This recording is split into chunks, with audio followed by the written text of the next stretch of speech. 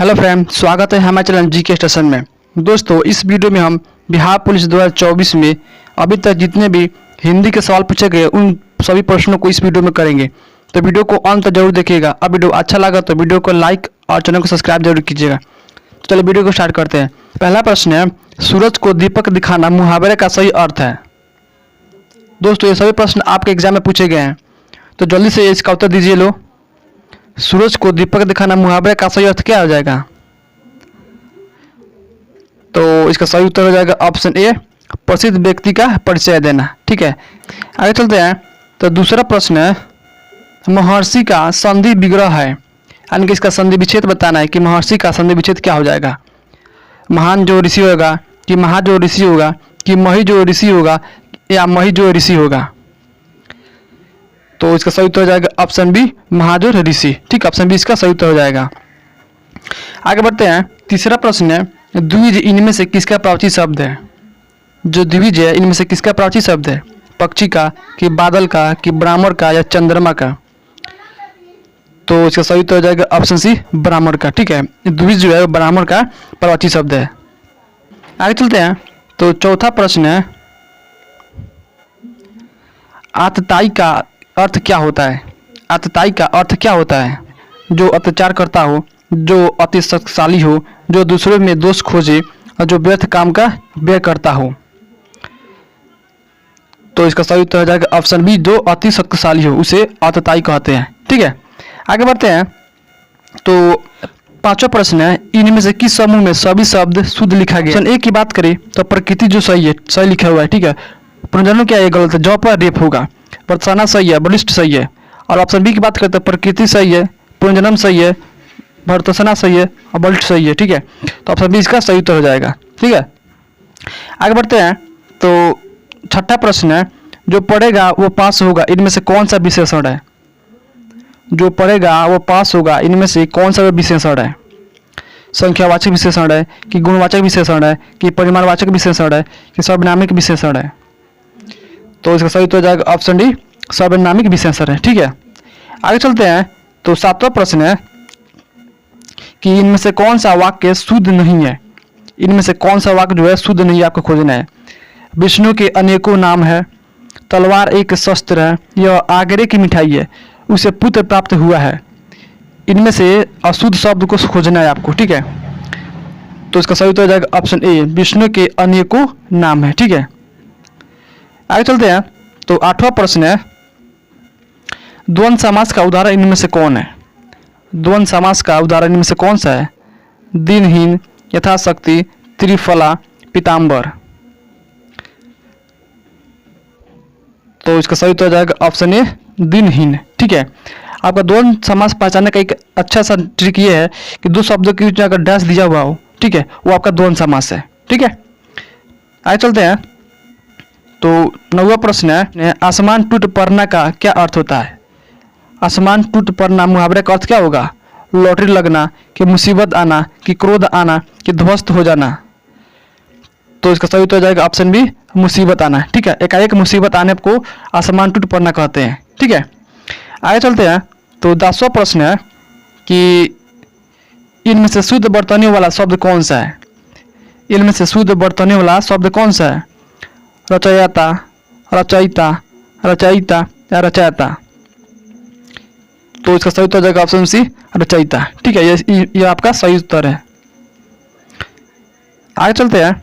तो आपका 11वां प्रश्न है, समास का विलोम है।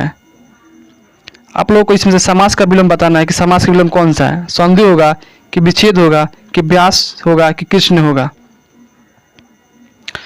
तो इसका सही उत्तर हो जाएगा ऑप्शन सी, व्यास होगा। ठीक है, आगे चलते हैं। तो 12वां प्रश्न है, परिमाप में उपसर्ग है। परिमाप में उपसर्ग क्या है? तो इसका सही उत्तर हो जाएगा ऑप्शन ए, परि।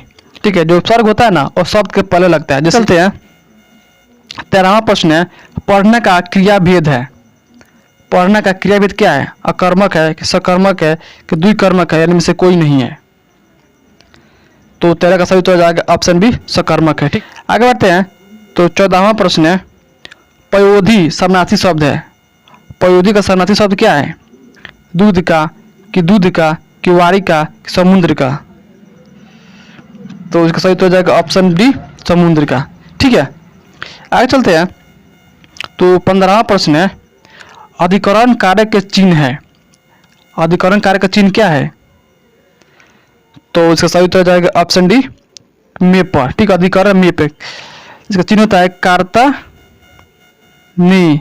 ठीक है, कर्म को, कार्ता ने कर्म को, करण से, सपदान को के लिए, अपदान से, अधिकरण में पर। ठीक है, ये होता है इसका कारक रूप। आगे चलते हैं। तो 16वां प्रश्न है, वृद्धि का विलोम शब्द है।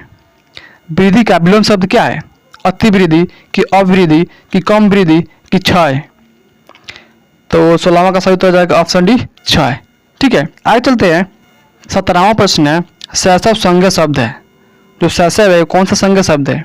भाववाचक है कि जातिवाचक है कि व्यक्तिवाचक है या पदार्थवाचक है?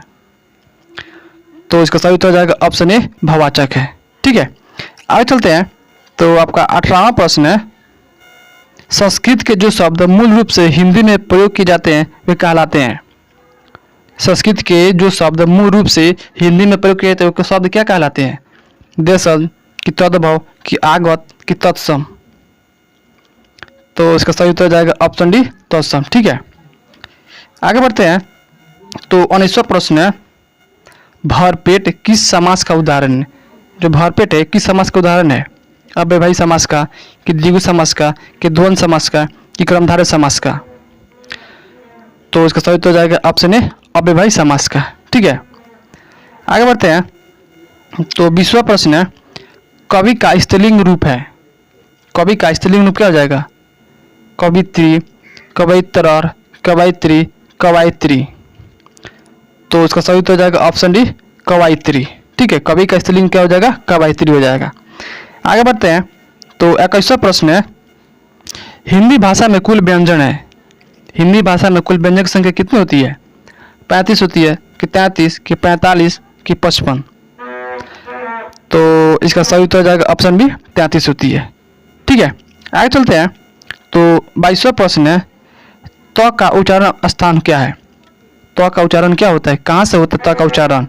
कंठ से कि तालु से कि मूर्धा से कि दंत से?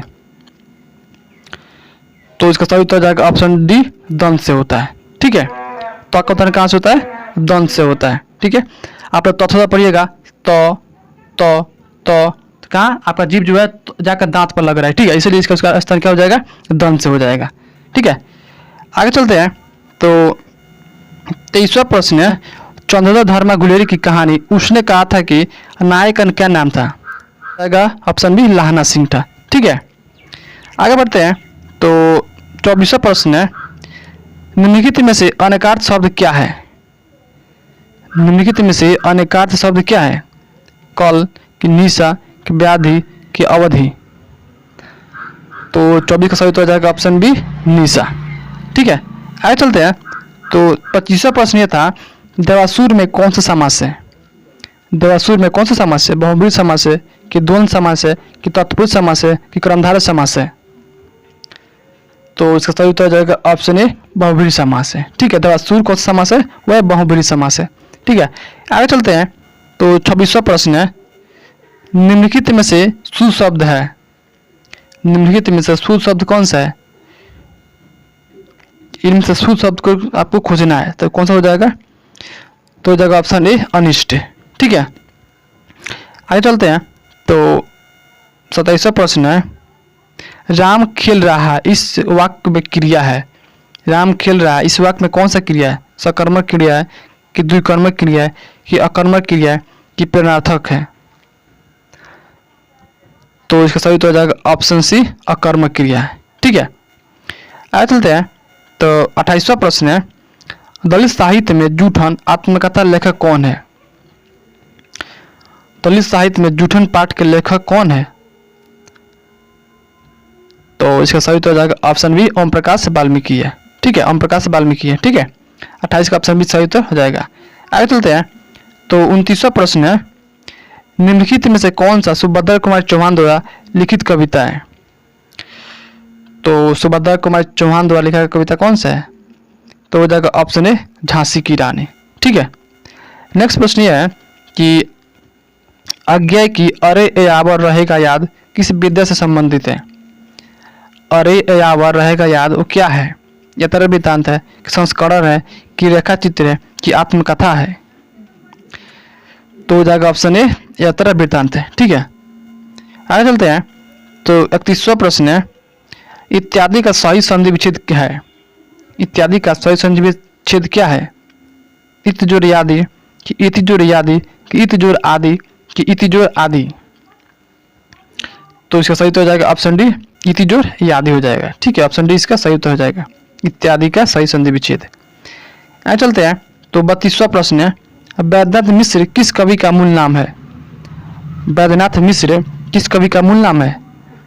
नरेंद्र शर्मा का कि प्रसाद का कि नागार्जुन का कि केदारनाथ अग्रवाल का। तो उसका सही तो हो जाएगा ऑप्शन सी नागार्जुन का। ठीक है, आगे बढ़ते हैं। तो 33वां प्रश्न है निम्नलिखित में से कौन सा शब्द सही नहीं है। इनमें से अशुद्ध शब्द को आपको खोजना है। दवाइया कि उज्ज्वल कि मयंक या उपयुक्त सभी। तो इसका सही तो हो जाएगा ऑप्शन बी उज्ज्वल। ठीक है, उज्ज्वल आपका इसमें सही शब्द नहीं है। ठीक है, बाकी दवाइया मयंक जो सही शब्द है। आगे चलते हैं। तो 34वां प्रश्न है निम्नलिखित किस शब्द में समास है। इनमें से किस शब्द में क्या है समास है। तो इसका सही तो हो जाएगा ऑप्शन डी उपयुक्त सभी हो जाएगा। ठीक है, राजा अध्यक्ष राजा रानी यथाशक्ति आपका सभी समास है। ठीक है।